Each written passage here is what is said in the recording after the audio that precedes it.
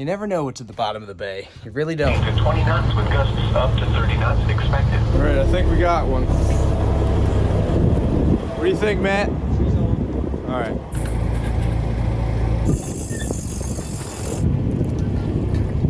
We had one. Ripped it up. What'd you get there, Bob? It looks like a pile of... So I'm sure by this part of the video you're having some questions like, why are you doing this? What is the benefit? Do you have a real job? Why do you build things out of garbage? Who's driving the boat? We're gonna answer at least some of those questions for you. It's not crabbing season. It's cold, rainy, and wet out here. And there's no crabs on this deck. And I don't see any usable crab pots in sight. We're out here fishing ghost crab pots. And you might be wondering, Luke, what is a ghost crab pot? Is that like the lost hope and dream of a working crab pot? You might be right. It's a program that ORP and Baltimore County is putting on this year where they hire 15 watermen to take their boats out, drag hooks on the bottom, pick up all kinds of old crab pots. It's very important that we pick these old crab pots up so that they don't stay on the bottom and keep trapping fish, crabs, and things like that. The problem is when the floats get knocked off, the crabs and the fish get in the crab pots, they get stuck, and then they die, and then the other crabs and fish go in there to eat the dead crabs and fish, and it's a cycle. Most of the crab pots we're catching are really old, and nowadays we have a lot of laws to cut down on that happening. We have to put coral rings in crab pots to let little crabs and fish out, even if we lose them. Most crab pots nowadays will rust away. A lot of the older crab pots won't rust away. This is the area that we're working in the next 5 to 7 days. Right now we are working area 2. Every one of these dots is a piece of trash or derelict fishing gear that they've marked with bottom scanning. We drag hooks around and try to find all the little marks down here. Tomorrow we'll be working in zone 1. Yesterday we were working in zone 3. Day 2 of ghost pots. Just because it's cold out here doesn't mean we gotta suffer. Maddie's out here cooking breakfast on the way out. Chefing it up. What do we got? Oh yeah. Look at this. We're suffering in style. We're grilling in ghost pot. As you can see behind me, I don't have a regular just hook and string. That would be way too easy, and you guys know me way too well. If only there was a guy with a whiteboard to explain exactly how this worked. So I had to go and construct a wild system to try to make life harder on myself in an effort to make it easier on myself. I have a dredge with some garage door springs and some hooks that I welded up that all broke so far, and then a winch to pull it back in. Throw it off the boat, we'll drag it around the bottom in a certain area, and then hook crab pots, bring it in, put them on the boat, take them in, put them in a dumpster. So here's the system here. We got some old rope, we got some garage door springs and some slack that goes down through here between these two pieces of pipe, and at the end of that rope is a dredge with hooks dragging the bottom. To bring it in the boat, we have a winch, which is a crankshaft puller off my oyster rig. Goes up, it's controlled with this valve here that spins that winch and allows us to pull the rope in without completely breaking our backs. This system that I built out of Garbage Works is that those springs take up that little bit of slack. And so since the pots are so buried in the mud that if you hit them too hard, you rip them in half, in order to caress them out of the mud, this spring helps pull them. And once the springs run out, they don't bear the rest of the weight. So right now we're hooked onto something. I'm trying to pull it out of the mud. So I'm bumping it in and out of gear, trying to pull whatever we're stuck on out of the mud. So you see how on this pot, how it seems to be pretty clear, but it's free of growth, but it's black up until here. That means this whole crab pot was this deep in the mud. All of this was under the mud, and this was the only section sticking out of the mud. We're working in the mouth of Middle River right now, and so the bottom is primarily all mud. I just caught the first crab of 2023. I'm not kidding. He wasn't even in a pot. We just pulled up the dredge, and he was just sitting on top of the hook. He must just been on the bottom. We picked him up out of the mud, I guess.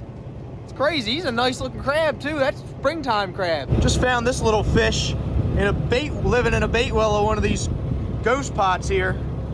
I actually don't know what kind of fish that is. If anybody, he just tried to yeet himself out of the boat.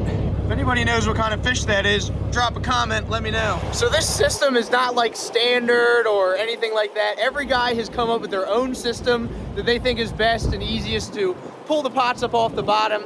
This one's just mine. We'll take a look at some of the other guys' systems. A lot of guys just drag a hook in a circle and go for pots that are on the top. One of the advantages of this system with the dredge is that I can dig down a little bit and get a lot of the pots that are buried a little deeper in the mud, and a lot of the rope and irons that a lot of the guys that are dragging for surface pots won't get to. It actually helps me running a little faster, because then the bridle of the metal drag isn't dragging on the bottom, bouncing off the pots. The drag's actually up a little bit, and the hooks are just dragging on the very bottom of the mud. Maybe Whiteboard Guy can show us kind of a model of how that works. Mariners should alter plans to avoid these hazardous conditions. There is some disadvantages to this system. There's a lot of moving parts, hydraulics. There's always more room for failure. And it's kind of an ordeal to put it on there and wind it in, although I'd rather do that than pull it in by hand. I've done that before, and that is no fun. With the boat being so heavy and moving so fast, sometimes I do rip stuff in half, but a lot of times the pots that are a little more solid, I can finesse them out of the mud with this spring system, and I can cover a lot more ground. Most guys are moving at, 2 knots, and I'm moving at like 3, which doesn't sound like a lot, but you're covering a lot more bottom. This is not the system that I've used in the past, but I've also used the Southern Girl, which is a much lighter boat. So in the Southern Girl, if I was to hook onto a pot, it would basically stop the boat and I'd have to sit there and pull on it. This boat weighs twice as much as the Southern Girl, and when I hit one, I either rip it in half or I put these springs on here so I can pull it out of the mud. That's why we do it. It's all about the fight. Stick 'em with the gaff, stick 'em, stick 'em. There you go. Get him in the boat, get him in the boat. We're gonna be flying crab pot flags off the boat today. Oh yeah, we eating steaks, baby. Just because we're broke don't mean we gotta eat like we're broke. So it's day 3 of doing ghost pots out here.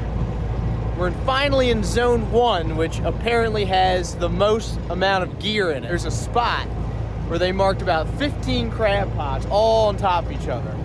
I don't know if they fell off somebody's boat or what had. Took the guy out that's running the program this morning. He tried to show me roughly where they thought it was on the chart. But look at all this good stuff I found.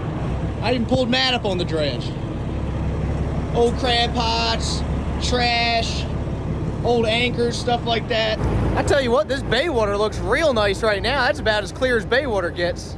We got a bite, Matt? Found another crab, just caught it on the hook. It wasn't even in a pot. They must be buried up in the mud up here, just dragging them up out of the mud. I'm putting a spot on my plotter. I know where I'm setting in the spring. My honey hole right here. Double. 2 for 1. Yeah, there's something real fish.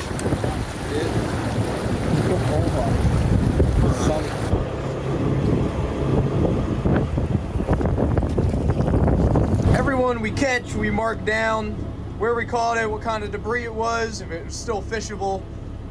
They provided us with these big, thick pencils, I think, so we don't hurt ourselves. For the second small craft advisory from 6 a.m. to 6 p.m. Wednesday. Impacts. Strong winds will cause hazardous waves which could capsize or damage vessels. It's a little gnarly out here on the bay. Basically, Weebo's first assignment was ghost pots in Middle River here, so she did all right. She did great for dredging. She was a great dredge boat. Probably a terrible crab pot boat, but awesome dredge boat. It's gonna be the last ghost pot of 2023. Thank goodness. If it stays on, we'll see. Drum roll. Let's see. What do we got? The tension's killing me. Oh, look at that. We got one. Last ghost pot of 2023. Suspiciously smashed up and dumped over, but not my circus. One of the guys even found a urinal in the bay. They pulled it up ghost pot, and I think they were using it as an anchor. All I can say is I hope that's mud in there. You never know. You never know what's at the bottom of the bay. You really don't.